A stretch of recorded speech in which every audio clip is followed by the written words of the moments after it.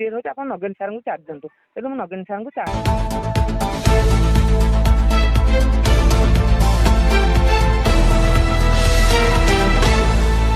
SMC committee जो मैंने आम निज रोजगार प्रतिपालित होचु आम मान कमाई कर मीटिंग डकागला मीटिंग डकाई कर ये मीटिंग कहीं अटेंड करने ना मैंने कौन आम जान आम समयटा मूल्यहीन ना स्कूल आम पढ़ाईबाटा सरकारी स्कूल आम भूल।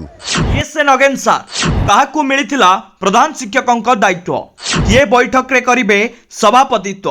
शुणु कौन कहउचंती सहकारी शिक्षक नगेन कुमार नाथ। खाली मो नाटा लिखी देती बोली मत सब कहला आज मत फोन आपन को चार्ज दिया है चावल फल कौन दब मुझे सत मुझे किसी जानी तुम जहाँ तुम मत फोन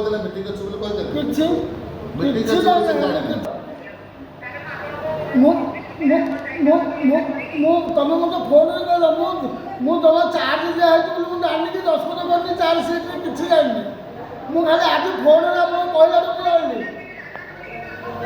ଆପଣ ଫୋନରେ କହିଲାଠୁ ମୁଁ ଜାଣିଲି ନହେଲେ ମୁଁ ବି ଚାର୍ଜ ସିଟ୍ରେ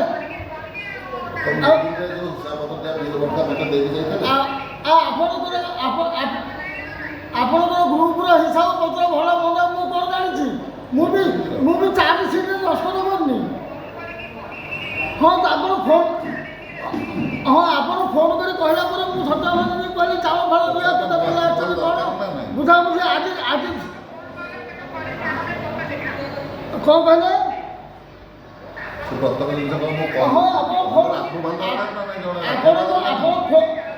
ଆପଣ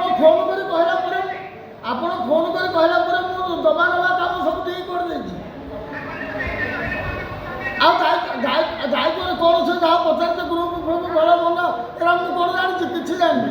ନଗେନ କୁମାର ନାଥ ମୁଁ ଆସିଷ୍ଟାଣ୍ଟ ଟିଚର ଅଛି।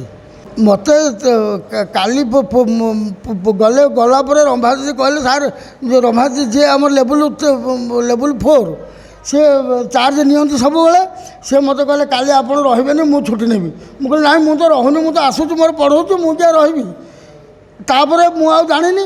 ଆଜି ଯେତେବେଳେ ସ୍କୁଲକୁ ଆସିଲା ପରେ କ୍ଲାସ୍କୁ ଯାଇକି ମୋତେ ଏଠୁ ଫୋନ୍ କଲେ ଆମ ହେଡ଼ମିଷ୍ଟ୍ରେସ୍ ଏଠୁ ଫୋନ୍ କଲେ ଆଉ ଆଜି ଚାଉଳ ଆମେ 2 ଜଣ ଯାକ ଛୁଟିରେ ଅଛୁ, ଆପଣଙ୍କୁ ଚାର୍ଜ ଆପଣ ଚାଉଳ କଥା ବୁଝନ୍ତୁ ଆଉ ଏଇ ରୋଷେଇ ଫୋଷେଇ। ମୁଁ ଏଠୁ ଗଲି ସତ୍ୟଭାମାକୁ କହିଲି ତୁ ଚାଉଳ ଦେଉଛୁ, ତୁମେ ଚାଉଳ ଦେଉଛ ଚାଉଳ ଦିଅ, କେତେ ପିଲା ଆସିଛ ପିଲା ଗଣତି କରିକି ତୁମେ ଚାଉଳ ଫାଉଳ ସବୁ ଦିଅ। ସେ ତାଙ୍କର କହିଛନ୍ତି। ତେଣୁ ଫୋନ୍ରେ ମୋତେ ଭାରବାଲ କହିଲା ଭଳିଆ କହିଲେ, କିନ୍ତୁ ମୁଁ ଏ ବାବଦରେ ତାଙ୍କ ଚାର୍ଜ ନେଲି ବୋଲି ସେଥିରେ ଦସ୍ତଖତ କରିନି କି କିଛି କରିନି। ବର୍ତ୍ତମାନ ମିଟିଂରେ ମୋତେ ଡାକିଲେ କହିଲେ ଆପଣ ଚାର୍ଜ ନେଇଛନ୍ତି ଆସି ବସନ୍ତୁ। ମୁଁ ଡାକିବା ଯୋଗୁଁ ମୁଁ ଆସିଲି ଏଠି। ନାଇଁ ମୁଁ ଦସ୍ତଖତ କରିନି। ଆଉ ସେଥିପାଇଁ ସେମାନେ ଦାୟୀ, କାରଣ ମୁଁ ଚାର୍ଜ ନେବା ପାଇଁ ଦସ୍ତଖତ କରିନି। तेबे एठारे बड़ प्रश्न उठुची जदि प्रधान शिक्षयित्री नगेन सार को दायित्व देथिबा स्पष्ट भावे कहउचंती तेबे नगेन कुमार नाथ मैडम को कथा को सीधासलख खंडन करी कहउचंती मु किछि दायित्व नेई नाही। तेबे एठी किए कहउछि सत ता आपण माने विचार करंतु। ब्यूरो रिपोर्ट आदर्श प्लस।